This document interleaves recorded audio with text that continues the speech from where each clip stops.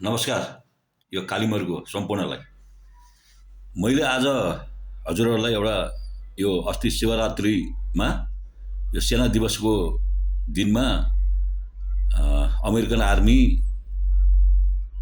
चाहिँ ब्यान्ड बाजा बजाएर यो नाचेको सम्बन्धमा केही भन्न चाहन्छु म हजुरहरूलाई।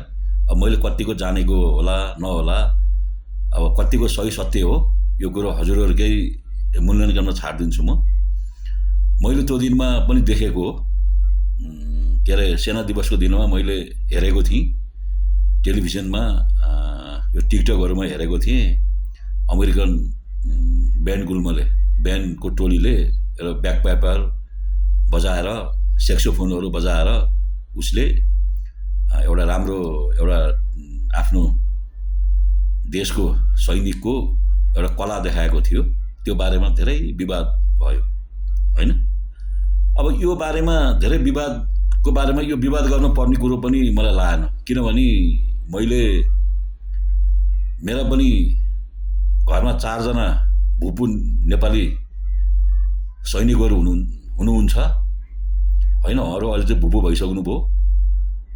मेरा साथीहरू पनि नेपाल आर्मी, नेपाल पुलिस, सशस्त्रमा धेरैमा हुनुहुन्छ, विभिन्न पोस्टहरूमा हुनुहुन्छ हैन।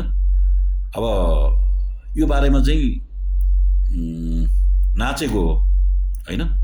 तर नेपाली सेनाले पनि भन्यो, नेपाली सेनाका प्रवक्ता, मलाई नाम त अब बाबु राजा बस्नेत हुनुहुन्छ क्या, उहाँले पनि हो हामीले यो विभिन्न किसिमको परम्परा छ, विभिन्न देशका सेनाहरू ल्याएर सेना दिवसमा भन्ने कुरो हो हैन।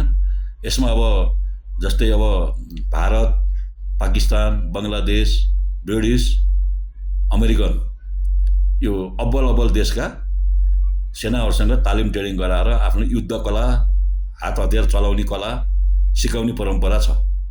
यो कुरो मैले भनेको होइन, यो कुरो प्रचण्डले पनि के अरे प्रचण्ड प्रधानमन्त्री हुँदा पनि गरेको रहेछ, केपी ओली प्रधानमन्त्री हुँदा नि गरेको रहेछ पालामा। तर आज उनीहरूले के भन्दैछन् त, विदेशी सेनाले बुट बजारो भनेर चाहिँ जनतामा चाहिँ भरम फैलाएका छ। यी लैतडीहरू, यी तोर्मेहरू, लम्तोडीहरू यिनले चाहिँ के गर्न खोज्छन्? यिनीहरू प्रधानमन्त्री हुँदा फेरि थाहा छैन यिनलाई नेपाली सेनाको सेना दिवसमा के अरे ब्रिटिस सेना आउँछ, पाकिस्तानी सेना आउँछ, बङ्गलादेशी सेना आउँछ, अमेरिकन सेना आएर चाहिँ आफ्नो के अरे कला देखाउँछन्, युद्ध कला देखाउँछन्। एकअर्कामा गिभ एन्ड टेकको कुरो हुन्छ, यो यिनीहरूलाई थाहा छ। तर अहिले चुनावको बेलामा यिनीहरू के हो त, जनताको चाहिँ सेन्टिमेन्ट लिनको लागि यस्ता अफवाह वाहियात कुरा चाहिँ फैलाउँछन्। यिनीहरू प्रधानमन्त्री भएको चाहिँ यिनलाई चाहिँ प्रधानमन्त्री भएका हुन् कि यिनीहरू के भएका हुन्? यिनले 3-4 चोटि प्रधानमन्त्री भएका व्यक्तिहरूलाई चाहिँ, ज्येष्ठ नागरिक व्यक्तिहरूलाई, आफ्नो बुवा सरका व्यक्तिहरूलाई शराबमा गाली गरेर भने के गर्ने होइन। हामीले त उहाँहरूलाई मान सम्मान नै गर्छौँ, तर यसरी चाहिँ यो चाहिँ नराम्रो हो। नेपाली सेनाका प्रवक्ता बाबु राजा बस्नेतले भनिसकेपछि आएका हुन्, आएर चाहिँ यो चाहिँ के अरे आफ्नो कला पनि देखाएका हुन्। तर यो चाहिँ हाम्रो परम्परा हो, हामी पनि पाकिस्तान, बङ्गलादेश, ब्रिटिस, अमेरिका सेनामा हाम्रो पनि केही टुकुरीहरू पठाएर, सैनिकहरू पठाएर युद्ध कला सिकाउने, त्यहाँको चाहिँ राम्रो कलाहरू सिकाउने, बाढी पहिरो, उद्धार, आगो लागि यस्ता चाहिँ विपदका कुरामा चाहिँ हामी चाहिँ एकअर्कामा गिभ एन्ड टेक हुन्छ। यसरी नै सेनालाई चाहिँ युद्ध कलामा चाहिँ र राम्रो कुरामा अगाडि बढाइने चलन छ भनेर भनेकै छन् त। यो कुरो फेरि भुपु सैनिक, नेपाल आर्मीको भुपु सैनिक प्रेम सिंह बस्नेत ब्रिगेडियर जनरल, उनी भुपु रहेछन्, उनले पनि आएर परेड खेलेकै हो, नाचेकै हो, आएर परेड खेलेपछि त खेलिहाल्यो नि भन्ने कुरो यिनले पनि अफवाह फैलाए। यिनी भैरवनाथगढमा काम गर्ने रहेछन्, यिनकै मुखबाट मैले सुनेको। यिनी भैरवनाथगढमा चाहिँ कमान्ड भएर काम गर्दा त्यो बेला चाहिँ नेपाली के अरे नेपाली सेना दिवसमा देश विदेशबाट आएर चाहिँ आफ्नो के अरे रणकौशल, आफ्नो युद्ध कला देखाउँथ्यो नि। त्यो कुरो उनले चाहिँ किन अहिले चाहिँ चाहिने नचाहिने कुरो भनेको प्रेम सिंहले, त्यो उहाँलाई पनि म सम्मान गर्छु होइन। उहाँ चाहिँ भुपु ब्रिगेडियर जनरल हुनु रहेछ, तर यसरी चाहिँ चाहिने नचाहिने गर्नु हुँदैन हो। म पनि देशी विदेशी सेना आएर हाम्रो नेपालको अस्मितामा नेपालको धर्म संस्कृति रीतिरिवाजमा चाहिँ धावा बोलेको हाम्रो समाजमा धावा बोलेको म सहने मान्छे होइन, म पनि सहन्न। तर एक कार्यको गिभ एन्ड टेक त हुनु पर्यो नि। यो कुरो आजदेखि हो र, पृथ्वीनारायण शाहको पालादेखि नै भक्ति थापा तत्कालीन नेपालका मुक्तियार भक्ति थापाको पालादेखि नै यो चाहिँ देशी विदेशी सेनामा जाने आउने युद्ध कला सिकाउने कौशल सिकाउने रहेछ। भक्ति थापा जङ्गबहादुर देश विदेश घुमेर, ब्रिटिस घुमेर, जर्मनतिर कता कता घुमेर, मैले तिथिमिथि त थाहा भएन, यो घुमेर यिनले चाहिँ अब छाउनी बनाउने, ब्यारेकहरू बनाउने त्यहीँबाट सुधारिएको रहेछ। त्यहाँको ड्रेसहरू, जुत्ताहरू, हात हतियार त्यही देशी विदेशी सेनाबाटै के अरे सिकेका रहेछन्। अहिले त्यसैको यो चाहिँ विकसित रूप हो। यो कुरो किन नबुझेका? अरूभन्दा पनि माकुने पनि प्रधानमन्त्री भए, उनको पालामा पनि यो आएकै थियो, यिनले पनि विरोध गरेका छन्, केपीले पनि विरोध गरेका छन्, प्रचण्डले पनि विरोध गरेका छन्। यिनीहरूको पालामा चाहिँ यिनीहरू प्रधानमन्त्री हुँदा सेना दिवस यिनीहरू प्रमुख भएर बस्थे, यिनीहरूले काम त गर्नुपर्छ नि। यिनीहरूलाई थाहा थिएन अहिले चाहिँ जनताको सेन्टिमेन्ट लिनको लागि चाहिँ सेनाले बुट बजाएर भन्ने यस्ता किसिमका यी चाहिँ लैटडी लफुङ्गा र यी चाहिँ के अरे जनता मारालाई चाहिँ भ्रष्टाचारी घुसखोरीलाई चाहिँ यिनको कुरो चाहिँ पत्याएर हुँदैन। यिनले चाहिँ सेनालाई चाहिँ के अरे विवादमा ल्याउन थालेका छन्। अहिलेसम्म सम्पूर्ण चोखो भनेको नेपाली सेना हो। नेपाली सेनाले राम्रो गरेका छ। अहिले बाढी पहिरो उद्धारमा पनि यही चुनावमा पनि अहिले चाहिँ नेपाल पुलिसले र सशस्त्रले नसकेर, अब नसकेर त नभनौँ, जे यिनीहरूको रक्षाको लागि नेपाली सेना पनि खटाइएको छ अल ओभर नेपाल होइन।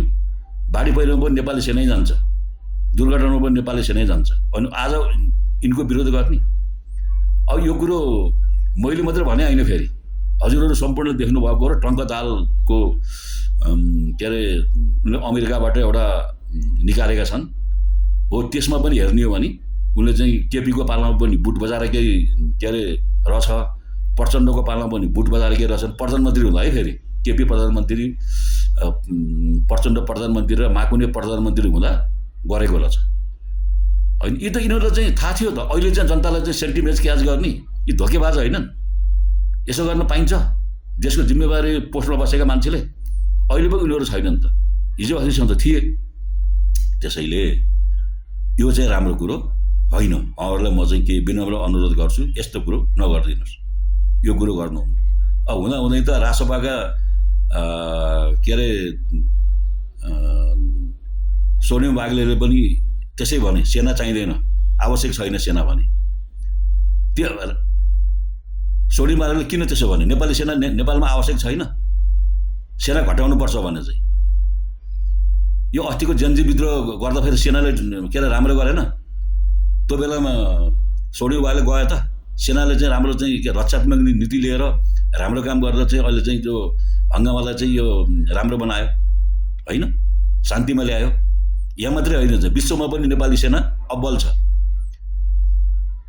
युनाइटेड नेसनले पनि नेपाली सेना आज मात्रै होइन, नालापानीको किल्लादेखि नै हाम्रो बहादुरीको महानता देखेर युएनमा लिएर गएको छ। त्यसै लिएर गएको त होइन। त्यसैले मैले यो कुरो सम्पूर्णलाई जगजाहेर गर्न चाहन्छु, यस्तो अफवाह नफैलाउँ। अब के हो कसो हो होइन भन्ने कुरो टङ्क दाहालको अमेरिकाबाट उनले एउटा त्यो फुटेज बनाएका छन्। अब त्यो कुन फुटेज हो मैले सुनेको हो, त्यो फुटेजमा पनि हेर्न सक्नुहुन्छ। मैले किन यो चाहिँ खास म एउटा साधारण मान्छे हो, मैले यो कुरो भन्न मन त थिएन होइन। सेनालाई विवादमा ल्याउन थाले, सेनालाई विवादमा ल्याएर यो समाजलाई अझ अराजकता फैलाउने, समाजलाई मानहानि गराउने, हाम्रो धर्म संस्कृतिलाई कुठाराघात गर्ने यस्ता किसिमका व्यक्तिहरूले यो सेनाको बारेमा अफवाह फैलाउन पाउँदैनन्। यदि यो हो भने नेपाली सेनाले पनि कारबाही गर्नुपर्छ। नेपाली सेनाले त भनेको छ, आएका हुन्, गिभ एन्ड टेक हुन्छ। हाम्रो देशी विदेशी सेनासँग कला सिक्ने, वाद्यवादन सिक्ने, विपदमा बाढी पहिरोमा यस्तोमा सिक्ने चाहिँ युद्ध कला हुन्छ, के अरे पाइलटहरू के अरे जहाजहरू हेलिकप्टरहरू उडाउने कला हुन्छ